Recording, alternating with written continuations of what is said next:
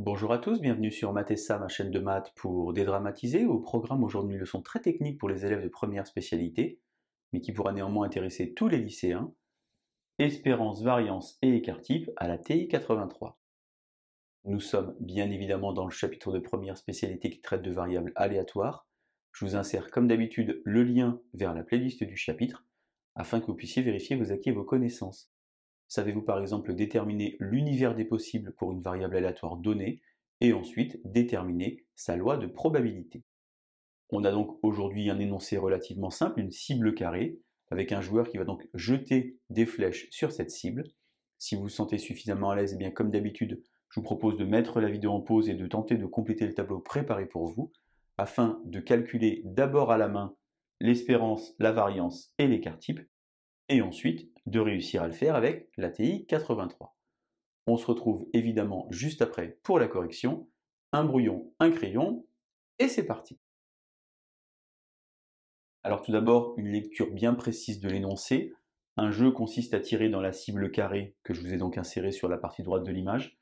La probabilité d'atteindre une zone de couleur est proportionnelle à sa surface. L'aire d'un carré, c'est côté fois côté, c'est assez facile. Je vous insère le lien vers la vidéo qui traite de cibles circulaires, si vous voulez un exercice un petit peu plus difficile.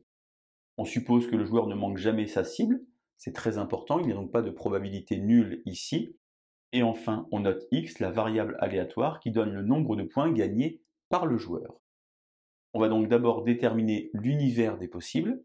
Alors lorsqu'on observe ce qui se passe, eh bien, soit on va gagner 1 point, soit 3, 5, 8 ou 10. Pour pouvoir déterminer les probabilités, on va considérer que chaque carré a autant de chances d'être atteint qu'un autre carré. On va donc avoir k favorable divisé par k possible.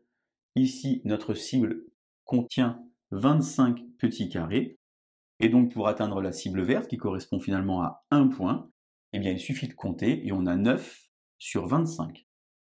Concernant la zone bleue, cette fois-ci c'est 3 points. Il suffit de compter, on a alors 7 sur 25.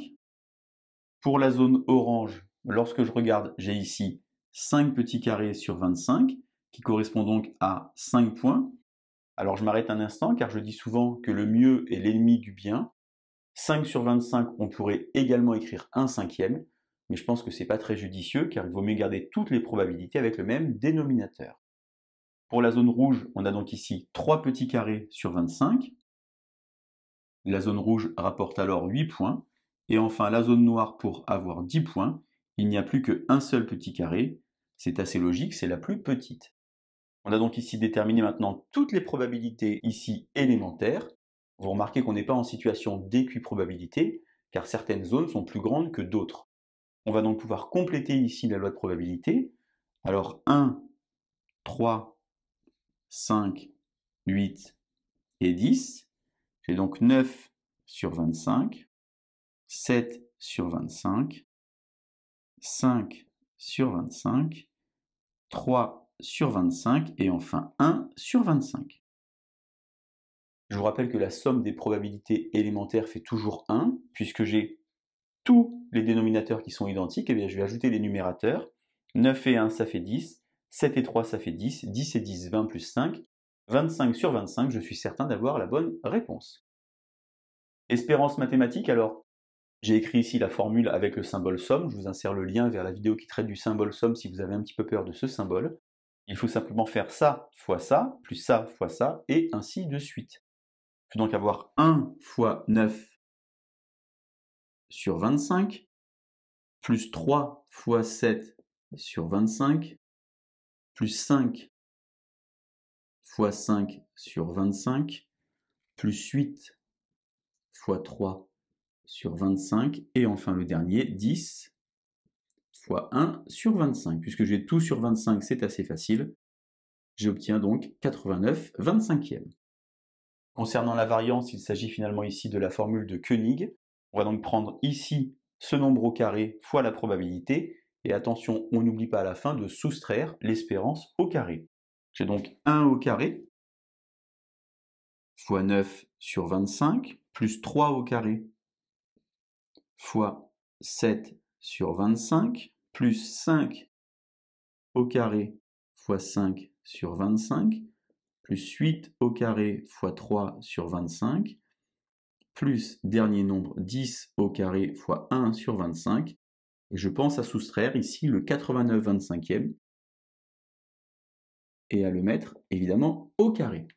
J'obtiens alors 4304 sur 625. Pour obtenir alors l'écart type, je prends la racine carrée de ce nombre et j'obtiens 2,62. Alors vous voyez, c'est un petit peu rébarbatif de le faire à la main. Maintenant, c'est le grand moment, on va donc prendre la calculatrice et tenter de le faire avec la TI. Je vous insère ici une petite vidéo et c'est parti. Tout d'abord, on va utiliser le menu statistique. Pour cela, on va faire seconde plus, quatrième ligne, effacer toutes les listes afin de rendre les listes vierges. On va alors sur Stat, première liste.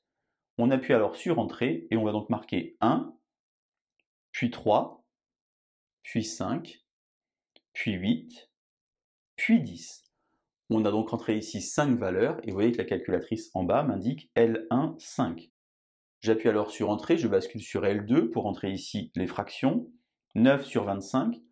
Il n'est pas nécessaire de le rentrer avec la touche fraction puisque la calculatrice va stocker ici la fraction, même si vous utilisez le symbole divisé.